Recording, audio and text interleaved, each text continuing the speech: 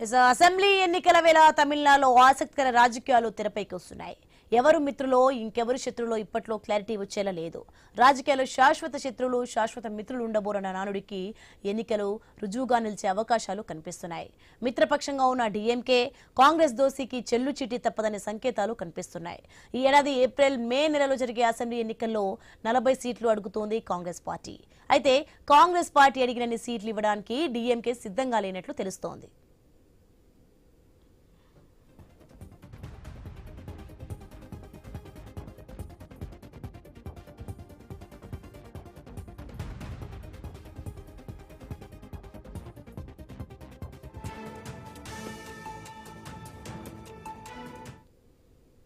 ఇక 2021లో జరిగిన అసెంబ్లీ ఎన్నికల్లో తమిళనాడులో 234 సీట్లుంటే వాటిల్లో డీఎంకే 133 సీట్లు గెలుచుకుంది. పొత్తులో కాంగ్రెస్ పార్టీకి 18 ఎమ్మెల్యే సీట్లు విజయం సాధించింది. ఇప్పుడు 40 చోట్ల పోటీ చేస్తే ఇంకా ఎక్కువ సీట్లు వస్తాయని ఆశిస్తోంది కాంగ్రెస్ పార్టీ.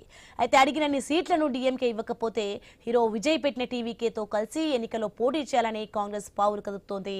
వాస్తవానికి తమిళనాడులో కాంగ్రెస్ కు కేడర్ లేదు, అంత సీన్ లేదన్నది డీఎంకే వాదన. కూడదు అంటే 25 నుంచి 30 సీట్లు ఇవ్వడానికి డీఎంకే మొగ్గు చూపినట్టు తెలుస్తోంది. అయితే ఈ సంఖ్య కాంగ్రెస్ నేతలను సంతృప్తి పరచడం లేదని సమాచారం. వెంటనే హీరో విజయ్ రాగం అందుకున్నారు కాంగ్రెస్ నేతలు.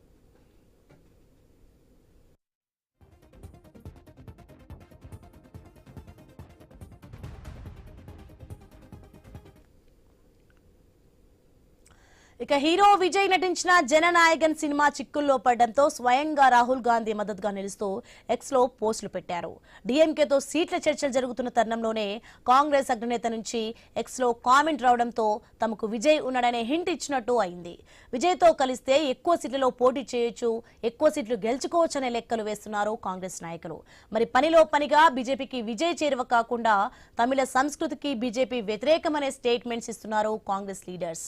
పొత్తులు ఎత్తులు ఎలా ఉన్నప్పటికీ కాంగ్రెస్ పార్టీ హీరో విజయ్ కలిస్తే అధికార డీఎంకేకు ఇక్కట్లు తప్పవనే విశ్లేషణలు మొదలయ్యాయి.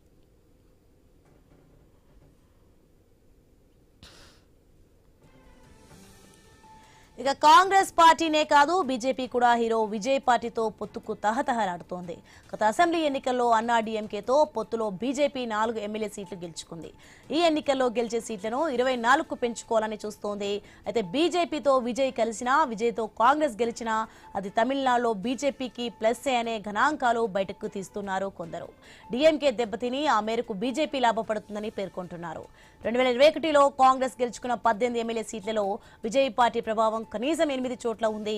డీఎంకేతో కలిసి కాంగ్రెస్ వెళితే ఆ 8 సీట్లకు ఎసరు తప్పకపోవచ్చు.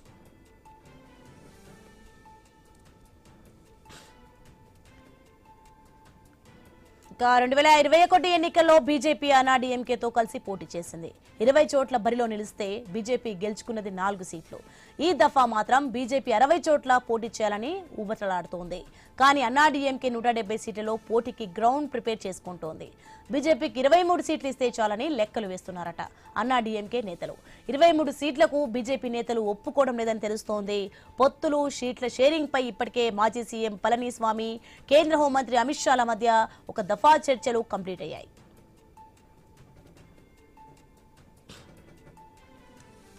ఇక ఇలాంటి తరుణంలో విజయ్ కలిసి వస్తే బీజేపీ పంట పండుతుందని ఆశ వ్యక్తం చేస్తున్నారు ఢిల్లీలోని బీజేపీ పెద్దలు.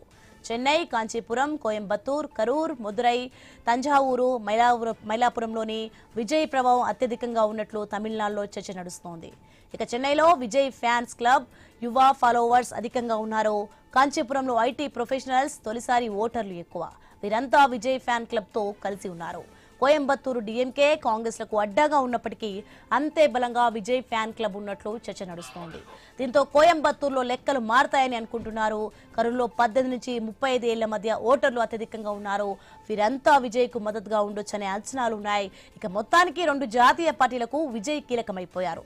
కాంగ్రెస్, బీజేపీలు 2 నువ్వే కావాలని విజయ్ను వెంపర్లాడుతున్న పరిస్థితి ఉంది.